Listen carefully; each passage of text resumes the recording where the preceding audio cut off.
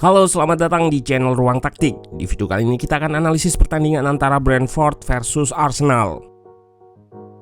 Liga-liga top dunia mulai panas. Bagi teman-teman yang bingung cari aplikasi yang cover semua liga mulai dari EPL, La Liga, Serie A, Bundesliga, dan lain-lainnya, kenalin aplikasi OneFootball. Semua berita, klasemen, skor, bahkan highlight ada di sini. Nggak perlu ubek-ubek banyak aplikasi lagi. Cukup satu saja yang gratis dan legal, OneFootball. The Gunners berhasil bounce back dengan meraih kemenangan 3-0 melawan Brentford setelah sebelumnya dikalahkan 3-1 oleh Manchester United. Arsenal cukup nyaman dalam meraih kemenangan di laga ini, bisa mengontrol pertandingan dengan baik dan membongkar pertahanan Brentford sehingga bisa mencatatkan skor yang cukup telak. Nah, penasaran dengan jalannya laga dari segi taktikal? Let's go, kita bahas sama-sama.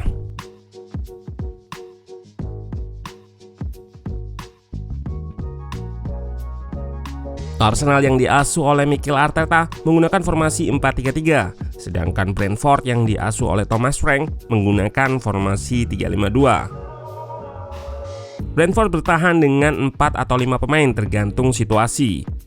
Defensive shape atau struktur bertahan dari Brentford ini cukup dalam atau low block. Walaupun formasi awal 4-2-3-1, Arsenal membentuk 4-3-3 saat melakukan build up. Hal itu juga terlihat pada passing network via Markstad yang membentuk 4-3-3 dan akan menyerang dengan 5 pemain yang mengisi seluruh koridor horizontal. Arsenal lebih banyak build up lewat sisi kanan. Hal itu terlihat pada attack sides versi Wolfscourt. Dengan White, Saka, Saliba, serta Partey yang ikut membantu kedua sisi memiliki peran penting sebagai opsi progresif via pass and carry atau umpan dan dribble. Ide Arsenal adalah untuk melakukan sirkulasi dengan membuat segitiga dan membuat overload untuk melakukan kombinasi di sisi kanan sebelum akhirnya melakukan switch play ke kiri. Inilah yang membedakan Arteta dengan Pep, pelatih yang selalu dikait-kaitkan karena sempat bekerja sama di Manchester City. Walaupun idenya mirip, yaitu dengan melakukan sirkulasi di satu sisi baru melakukan switch play ke sisi yang berbeda, ada perbedaan di mana Arteta nggak terlalu terpaku di satu sisi, alias berubah-ubah game plan-nya. Hal itu terlihat di gol kedua. Arsenal membuat overload sisi kanan dengan White ikut overlap lalu switch play ke Xhaka. Arsenal melakukan build up dari bawah yang melibatkan hampir seluruh pemain, kecuali Bukayo Saka yang nggak pegang bola. Dengan operan-operan pendek sebelum Xhaka melepaskan crossing dari half space kiri dan berhasil ditanduk oleh Gabriel Jesus. Di sini Arsenal memanfaatkan lebar lapangan dengan kelebaran maksimal. Brentford sebenarnya melakukan high press, tetapi pressing yang dilakukan nggak terlalu ketat atau soft, sehingga mudah dilewati pemain Arsenal yang cukup baik dalam lolos dari press. Salah satunya dengan cara membuat segitiga. Sebelum gol, Xhaka mempunyai cukup waktu untuk melakukan scanning karena defensive shape dari Brentford yang cukup dalam.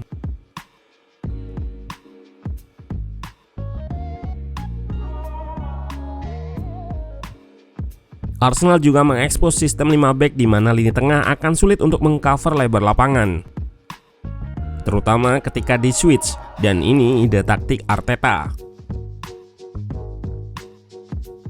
Gabriel Jesus kini sudah mencatatkan 7 gol plus assist, hanya kalah dari Haaland dengan 12 gol plus assist. Sedangkan buat Xhaka, dia sudah mencatatkan 4 gol plus assist. Memang di musim ini Xhaka lebih sering berada pada posisi yang cukup maju, sehingga lebih sering mendapatkan gol atau assist dibandingkan musim-musim sebelumnya. Fabio Vieira akhirnya menjalankan starting debut pertamanya di Premier League menggantikan Odegaard yang cedera setelah didatangkan pada bulan Juni 2022. Dia bermain di posisi nomor 10 yang lebih sering berada di half space kanan serta berotasi dengan Saka sayap kanan. Hal itu juga terlihat di heatmaps versi Wolfscourt. Fabio Vieira berhasil mencetak gol pertamanya di starting debutnya lewat lesatan indah dari luar kotak penalti. Arsenal kembali mencetak gol ketiga dengan melakukan build up dari bawah. Saliba mempunyai kemampuan press resistansi yang sangat baik. Di sini dia agak miskontrol tetapi masih bisa lolos dengan balik badan dan dibantu dengan Partey untuk melakukan 1-2. Arsenal lalu membuat wide overload di sisi kanan dengan White serta Bukayo Saka. Sebelum akhirnya memberikan umpan ke Vieira yang di posisi cukup kosong karena lawan tertarik oleh pergerakan Bukayo Saka.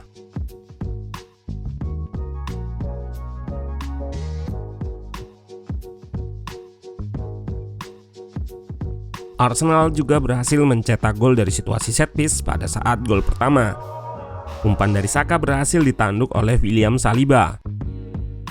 Di sini Brentford menggabungkan zonal marking dan man marking atau disebut juga hybrid.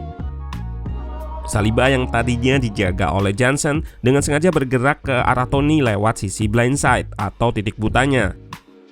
Tony pun nggak menyadarinya sehingga Saliba bisa menanduk dengan cukup bebas. Hal ini membuat pelatih setpiece Arsenal yaitu Nicolas Jover kembali menjadi sorotan. Lantaran tim asuhnya sudah mencetak 5 gol lewat situasi setpiece dari 7 pertandingan. Dari data versi DraftLab per 30 Agustus, Arsenal menjadi tim paling berbahaya dari situasi setpiece dengan 0,86 XG dibandingkan dengan seluruh tim di top 5 Liga Eropa. Nggak hanya kesulitan dari segi defensif, Brentford juga kesulitan dari segi attacking. Build up-nya seringkali nggak berhasil karena high pressing dari Arsenal yang cukup tinggi dan intens, sehingga kesulitan untuk melakukan serangan.